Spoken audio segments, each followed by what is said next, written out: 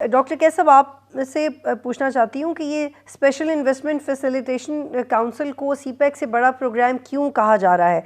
ये भी कहा जा रहा है कि दिफाई पैदावार में इजाफा होगा, ज़राई पैदावार में, लाइफ स्टॉक, मादनियात, कानखुनी, IT और दीगर में। और जो बात सरदार इलाज साहब कह रहे थे कि सरमायाकारों के लिए सिंगल विंडो इंटरफेस के तौर पर काम किया जा सकेगा और साथ ही एक मुतफ़िका तरीक़ाकार इख्तियार किया जा सकेगा। लाखों करोड़ों नौकरियां, गेम चेंजर साबित होगा। हमने सीपैक के बारे में भी यही सुना था कि गेम चेंजर साबित होगा। तो सर, ये जो नया प्रोजेक्ट है, इससे क्या एक्सपेक्ट करें?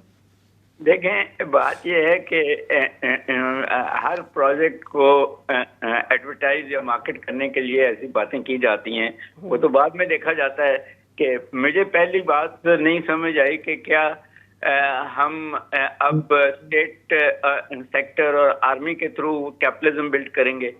तो मगर ये बात भी सही है कि हमारे जो अपने सरमायाकार हैं वो तो पैसा लेके भाग गए, तो फिर अब हमारे पास स्टेट इंस्टीट्यूशंस ही रह गई। But at the same time मेरी बात फिर वही है कि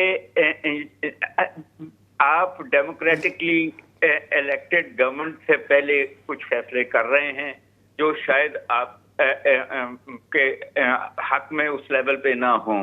गेम चेंजर नहीं हो सकता ये चीजें, क्योंकि जो एसेट्स हैं आपके, जब तक आप अपने यूथ को इंटरनेशनल लेवल की ट्रेनिंग नहीं देते, अपनी लेबर को इंटरनेशनल लेवल की ट्रेनिंग नहीं देते, जब तक आप अपनी लैंड को जो है वो इंटरनेशनल लेवल पे प्रोडक्टिवली बनाते, जब तक आप जो है कैपिटल इन्वेस्टमेंट इन सारी जगहों पे, वेदर वो माइनिंग है या एग्रीकल्चर है या नई इंडस्ट्री है, मशीन बिल्डिंग है, ये जब तक हमारे सामने नहीं आएगा, आप जो मर्जी कहते रहें कि जी ये होगा। मैं मानता हूं कि जो भी प्रोजेक्ट्स आर्मी ने चलाए हैं वो बड़े सक्सेसफुल हुए हैं, जो भी प्रोजेक्ट प्राइवेट सेक्टर ने चलाए हैं वो शायद, या सिविल हमारी ब्यूरोक्रेसी में करप्शन है और ये वो अपनी जगह। But at the same time जो पहले आप कौम को ये तो बता दीजिए